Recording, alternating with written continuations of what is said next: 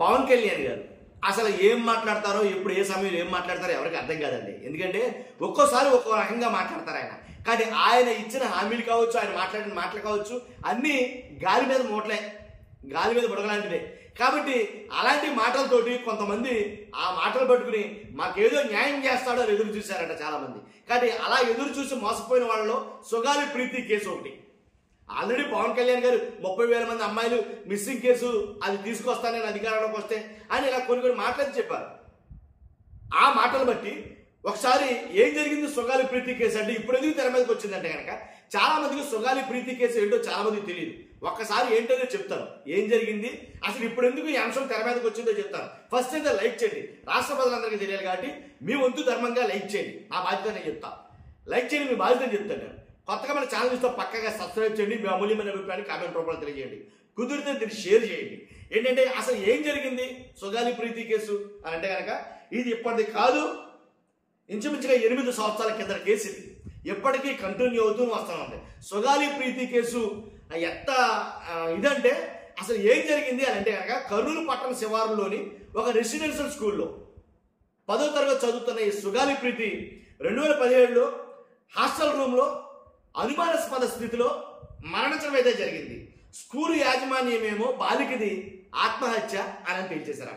కానీ తల్లిదండ్రులు ఏమని అనిపిస్తారంటే ఆ స్కూలు యజమాని ఎవరైతే ఉన్నాడో అతను ఉండే 2 కుమారులు, వాళ్ళ ముగ్గురు కలిసి నా బిడ్డమైన అత్యాచార యత్నం చేసి చంపేశారు అని వాళ్ళ పోలీసులకు ఫిర్యాదు చేయడం జరిగింది. ఇది సుగాలి ప్రీతి కేసు. అప్పుడు మొదలైందండి 8 సంవత్సరాల కింద నుంచి. ఇప్పటి వరకు తెంపుదారి లేదు, తనకు న్యాయం అనేది జరగల. చాలా మంది నాయకులు వచ్చారు వెళ్ళారు, కానీ తనకు న్యాయం జరగలేదని చెప్తాను నేను. కాబట్టి ఈ ముగ్గురిపై అప్పట్లోనే అత్యాచారం సెక్షన్ 302 అలాగే POCSO act 2012 SC/ST atrocity section కింద కేసు నమోదు చేయడం అయితే జరిగింది.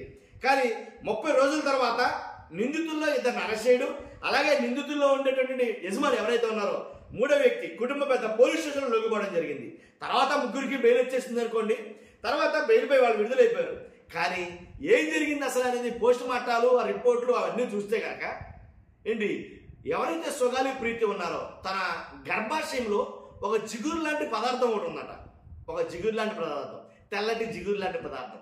కాకపోతే కొంతమంది ఏం చెప్తున్నారా అంటే కనుక దీనికి సరైన ప్రాథమిక ఆధారాలు కొన్నిటికి ఉన్నా కొన్నిటికి లేకపోయినా కొంతమంది ఏం చెప్తున్నారంటే మొత్తం ఆ పదార్థం అంతా కూడాను అది వీర్యంతో నిండిపోయింది సుగాలి గర్భం మొత్తం కూడాను అనేది మాట్లాడతారు. ఆ స్పెరం ఏదైతే ఉందో దాంతో నిండిపోయింది అనేది కొంతమంది మాట్లాడితే, అలా కాదు అది ఏంటనేది సరైన ఎవిడెన్స్ మాకు ఇవ్వలేదు కాబట్టి, సరైన సాక్ష్యాధారాలు మాకు లేవు కాబట్టి అది మానవ వీర్యంతో గర్భం నిండిపోయిందని అంటే ఆ తర్వాత రిపోర్ట్లో తమకు అందిన ఆధారాలతోటి అది వీర్యం అని చెప్పడానికి లేదు అని FSR నుంచి రిపోర్ట్ అయితే రావడం జరిగింది. మొత్తానికి ఏదైతేనండి సిబిఐకు ఈ కేసు జగన్మోహన్ రెడ్డి గారి హయాంలో అప్పగించాలని ఒక జీవో పాస్ చేస్తే సిబిఐకి అప్పగించడం జరిగింది.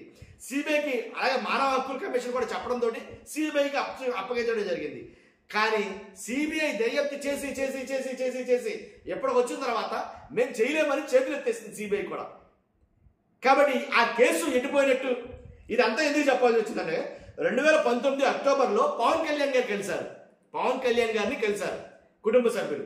పవన్ కళ్యాణ్ గారు సుగాలి ప్రీతి వాళ్ళ దగ్గరకు వచ్చి 100 మందితో వచ్చి ఒక ర్యాలీ చేశారు. అక్కడ ఆయన ర్యాలీ చేసి 2017 ఆగస్టులో 18లో చనిపోయిన 2019 వైఎస్ఆర్సీపీ సిబిఐకి అప్పగించింది. 2025లో మేము దర్యాప్తు చేయలేమని తేల్చేశారు. కాకపోతే కర్నూలులో మొదలయ్యి విజయవాడ వరకు వీల్ చైర్ యాత్ర చేస్తాను అని అన్నది సుగాలి ప్రీతి గారి తల్లి ఎవరైతే ఉన్నారో ఆవిడ.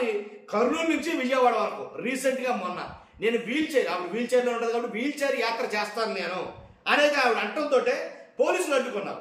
పోలీసులు అడ్డుకుని చేయడం కుదరదు అని అబ్జెక్షన్ పెట్టి ఆపేశారు. ఆవిడ హైకోర్టుకి వెళ్ళడం జరిగింది. నేను యాత్ర చేయాలనుకున్నాను, నా కూతురు చనిపోయి 8 సంవత్సరాలు అవుతుంది, ఇప్పటి వరకు దానికి తెంపుదారి లేదు, కాబట్టి నేను యాత్ర చేయాలనుకున్నాను అనేది ఆవిడని కోర్టుకి వెళ్ళడంతో కోర్టు ఏం చెప్తుందని ఇంకా తెలియదు. నాకు తెలిసి ఇవాళ రేపు కానీ అది రావచ్చు. కాబట్టి అత్యాచారం చేసి 8 సంవత్సరాలు అయింది. సుగాలి కేసు గురించి పవన్ కళ్యాణ్ గారు ఏం చెప్పారంటే అప్పట్లో నిరసన తెలియజేశారు, ఒక ర్యాలీ చేశారు పవన్ కళ్యాణ్ గారు. మేము అధికారంలోకి వస్తే 100 రోజుల్లోనే సుగాలి ప్రీతి కేసు మేము క్లియర్ చేస్తాం అనేది ఆయన మాట్లాడాడు.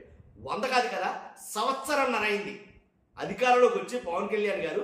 సంవత్సరంన్నర అయింది, ఇప్పుడు వరకు మమ్మల్ని పట్టించుకోవట్లేదు, మా పాప కేసు పవన్ కళ్యాణ్ గారు గాలి వదిలేశారు అని ఆ తల్లి మాట్లాడుతున్న మాటలు. కాబట్టి పవన్ కళ్యాణ్ గారు మాకు ఎటువంటి న్యాయం చేయలేకపోయారు, మా పాప కేసుని గాలికి వదిలేశారు అని అయితే ఆవిడ మాట్లాడటం జరిగింది.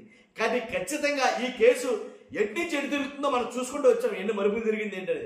కాబట్టి కూటమి ప్రభుత్వమే అధికారంలో ఉంది, పవన్ కళ్యాణ్ గారే అధికారంలో ఉన్నారు. కానీ సిబిఐ దర్యాప్తు సంస్థ చేతులు ఎత్తేసిందంటే మరి ఆవిడ న్యాయం చేసింది ఎవరు?